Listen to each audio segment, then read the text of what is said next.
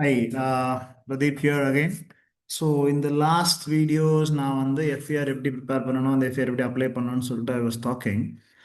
Um, okay so எஃப்ஐஆரில் அந்த நம்ம அப்பயே ஒரு ஒரு ஒரு ஒரு கரெக்ஷன் பார்த்தோம். அந்த கரெக்ஷனில் வந்து நம்ம we have received so and so mentioning this இந்த சப் கிளாஸ் அண்ட் கிளாஸ் தப்பாக இருக்குது, அதை சேஞ்ச் பண்ணணும் அப்படின்ற மாதிரி ஃபீட்பேக் வந்துருந்துச்சு. ஸோ அந்த ஃபீட்பேக்கு நான் உங்களுக்கு எப்படி ஒர்க் பண்ணணும், அதை எப்படி நம்ம டாக்குமெண்ட் பண்ணணுன்றதையும் நான் காமிச்சிருந்தேன். ஸோ அது முடிக்கும்போது நான் சொன்னேன், ரெப்ரசன்டேஷன் ஷீட்லையும் நம்ம வந்து புது ரெப்ரசன்டேஷன் தான் அப்லோட் பண்ணணும், ஃபார்ம் ஒன் புதுசாக அப்லோட் பண்ணணும்னு சொல்லியிருந்தேன்.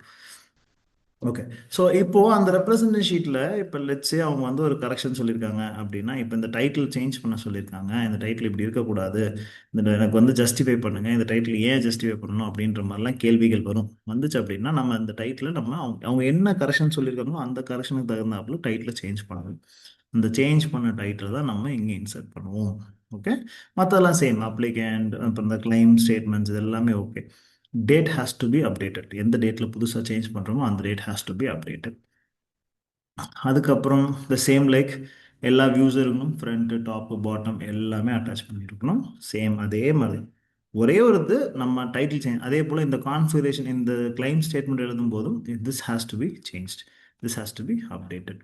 ஓகே, அதுக்கப்புறம் இன்னொரு கமெண்ட்டும் ஜென்ரலாக நமக்கு வரும். எப்படி வரும்னா, இந்த லெட்ஸே இன்டெகிரேட்டட் கேஸ் குவான்டிட்டி இண்டிகேட்டரை எதுக்காக நம்ம யூஸ் பண்ண போறீங்க, என்ன பர்பஸ்க்காக அதை டிசைன் பண்ணிருக்கீங்க, என்ன இனோவேஷன் நீங்கள் வச்சிருக்கீங்க, எங்களுக்கு புரிய வைங்க அப்படின்னும் கேட்பாங்க. அப்போ நம்ம அதுக்கு முன்னாடியே நம்ம என்ன பண்ணியிருப்போம்னா நம்ம கொடுத்துருப்போம். நான் பே ஃபர்ஸ்ட் வீட்டில் சொல்லியிருப்பேன், representation of principal of operation அப்படின்னு சொல்லிட்டு. ஸோ இந்த கேஸ் இண்டிகேட்டர் எதுக்காக யூஸ் பண்ண போகிறோம், இதில் என்ன அட்வான்டேஜஸ் இருக்குது, இதில் என்ன ப்ரோஸ் இருக்குது, நான் ஏன் இந்த கிளைம் என்னோட டிசைன்னு சொல்லிட்டு நான் எடுக்கிறேன் அப்படின்றதுக்கு அது சின்ன explanation we have to provide. அப்பயே சொன்ன மாதிரி எல்லா பேஜ்லையும் இந்த அப்ளிகன்ஸோட எல்லாத்தோட சிக்னேச்சர் இருக்கணும், கண்டிப்பாக இருக்கும். சிக்னேச்சர் இல்லைன்னா அதுவும் வரியில் வரும். Okay, so in this way you have to prepare the representation sheet. அதுக்கப்புறமேட்டு ஸோ இது அப்பயே நமக்கு வந்து எஃப்ஐஆருக்கு நான் எப்படி கரெக்ஷன் எழுதணுன்றதையும் சொன்னேன். ஓகே, ஸோ ஃபார்ம் ஒன் நம்ம புதுசாக தான் ஜென்ரேட் பண்ணணும். இந்த ஃபார்ம் ஒன் வந்து பார்த்தீங்கன்னா இப்போ நான் வச்சிருக்க ஃபார்ம் ஒன் ஆஃப்லைனில் அப்ளை பண்ணும்போது இந்த ஃபார்ம் ஒன்னை நம்ம வெப்சைட்லேருந்து டவுன்லோட் பண்ணி அதை நம்ம கையில் ஃபில் பண்ணி அப்லோட் பண்ணுவோம். ஸோ இப்போ நான் என்ன பண்ணிட்டேன்னா அந்த பிடிஎஃபாக எடுத்து வேர்டாக கன்வெர்ட் பண்ணி அதை அப்படியே நான் வந்து டைப் பண்ணிட்டேன் ஃபுல்லாகவே. இதை தான் புது ஃபார்ம் ஒன்று நான் அப்டேட் பண்ணுறேன். ஸோ அந்த இன்டெகிரேட்டட் கேஸ் குவான்டிட்டி இண்டிகேட்டர் அப்படின்றது டைட்டில் நான் ஃபிக்ஸ் பண்ணிட்டேன். அவங்க எனக்கு கிளாஸ் மாற்றலாம் எதுவும் சொல்லி இதோட சின்ன வேற ஒரு கரெக்ஷன் வச்சு அந்த கரெக்ஷனை நான் சேஞ்ச் பண்ணியிருக்கேன். ஸோ இதில் வந்து பார்த்தீங்கன்னா நேச்சுரல் பர்சன் அப்படின்றத நான் டிக் பண்ணியிருக்கேன். எல்லாமே டிஜிட்டலாகவே பண்ணிட்டேன், நான் எதுவுமே கையில் பண்ணலை, எல்லாமே சிஸ்டம்லேயே பண்ணிட்டேன். பண்ணிவிட்டு இங்கே வந்து எத்தனை டிராயிங் நான் வச்சிருக்கணும் அத்தனை டிராயிங்க்கான நம்பர் இங்கே மென்ஷன் பண்ணணும்.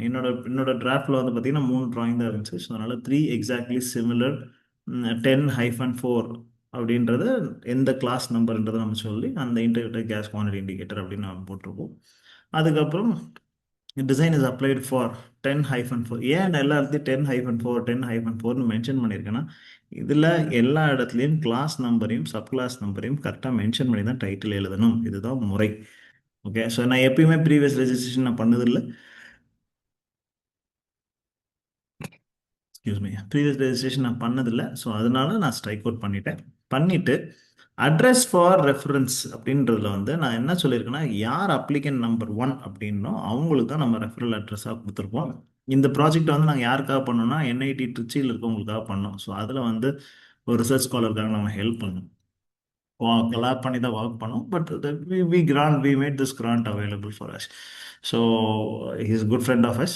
அவங்களுக்காக நாங்கள் ஹெல்ப் பண்ணி சப்போர்ட் பண்ணோம். ஸோ நம்மளும் பண்ணாங்க அப்படின்றதுனால எல்லாமே ஒரு கொலாபரேட்டிவ் இருக்காங்க. ஸோ அவங்களோட இமெயில் ஐடி எங்களோட இது கொடுத்தோம், அவங்களோட மொபைல் நம்பர். ஏன்னா இது ரெண்டும் நான் ஃபஸ்ட்டே சொல்லிட்டேன், இமெயில் ஐடியும் ஃபோன் நம்பரும் ரொம்ப ரொம்ப ரொம்ப இம்பார்ட்டன்ட். அதை வந்து நம்ம கரெக்டாக கொடுக்கணும். ஏன்னா எல்லா கம்யூனிகேஷனும் அந்த இமெயில் ஐடி அந்த ஃபோன் நம்பருக்கு மட்டும்தான் வரும். ஓகே, ஸோ அதுக்கப்புறம் நான் எப்பவும் சொல்கிறது தான், எந்த ஒரு பேட்டன் டிராஃப்டாக இருந்தாலும் கீழே அத்தனை அப்ளிகன்ஸோட சைனும் இருக்கணும். அப்படி இல்லைன்னா ஏஜென்ட்டுக்கு மூலயமா பண்ணணும், ஏஜென்ட்டோட சிக்னேச்சர் இருக்கணும். இருந்தால் மட்டும்தான் இட் வில் பி அக்செப்டட், இல்லைன்னா again it will be rejected. Okay, so இதுதான் ஃபார்ம் ஒன். இந்த ஃபார்ம் ஒன்னையும் அதுக்கப்புறம் அந்த ரிப்ளை டு எஃப்ஐஆர்னு டாக்குமெண்ட் சொன்னேன், அந்த டாக்குமெண்ட்டும் அதுக்கப்புறம் புதுசாக க்ரியேட் பண்ண ரெப்ரசன்ட் ஷீட். இந்த 3 டாக்குமெண்ட்டையும் எடுத்துட்டு தான் நம்ம பேட்டன்ட்டோடைய சைட்டுக்கே போகணும். அப்போ அதில் போய் நம்ம அடுத்த ஃபார்மாலிட்டிஸ் என்னன்றது நான் சொல்கிறேன். ஸோ நம்மளுடைய பேட்டன் சைட் நான் ஆல்ரெடி காமிச்சது தான் லாஸ்ட் 3 வீடியோஸு. இதில் மிஸ்லினியஸ் ஃபார்ம்னு இருக்கும். அதில் போயிட்டு சாரி இன்டர்நெட் கொஞ்சம் ஸ்லோவாக இருக்குது. இதில் வந்து பார்த்தீங்கன்னா ரெஃப்ளைட் எஃப்ஏஆர்னு இருக்கும்.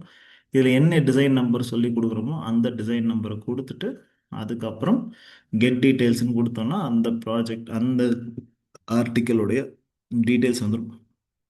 அதுக்கப்புறம் அந்த டீட்டெயில்ஸில் என்னென்ன கேட்பாங்கன்னா ஃபோன் நம்பர் கேட்பாங்க, இமெயில் ஐடி கேட்பாங்க. அதை கொடுத்துட்டு உள்ளே போனோடனே சிமிலர்வே நம்ம அட்டாச் பண்ண வேண்டிய அந்த 3 டாக்குமெண்ட்டையும் அட்டாச் பண்ணி அப்லோட் பண்ணதுக்கப்புறம் சேம் லைக் டிஜிட்டல் சிக்னேச்சரில் சைன் பண்ணுவோம்.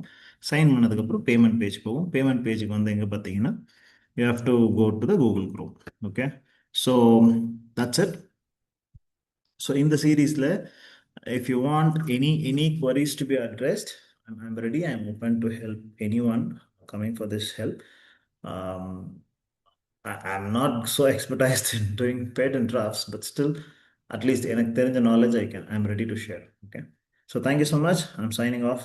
This is Pradeep from SNS Group of Institutions, SNSB Spine, Coimbatore. Thank you. Bye bye.